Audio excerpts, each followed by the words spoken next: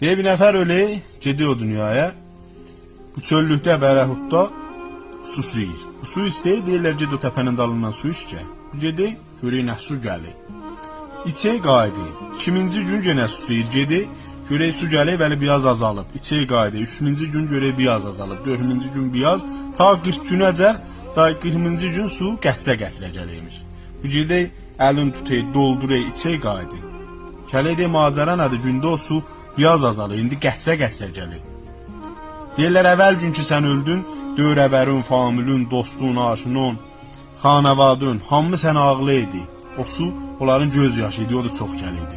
2-ci gün dövrəvər yaddan çıxartdı, 3-cü gün dost, 4-cü gün famil, aşina, ta 40 günəcək hamı səni yaddan çıxartdı. Fəqət o qətrə-qətrədə anın göz yaşıdır gəlir. Nigaran olma, o daimi gələcək, səni o doyuracaq. Bu bilərsə, lapdan yuxudan alə, görək yuxu görək. İstədim bu dastanı macəranı deməkdə bunu deyəm ki, dünyanın axırı budur, ölümdür. İndi gec ya tez.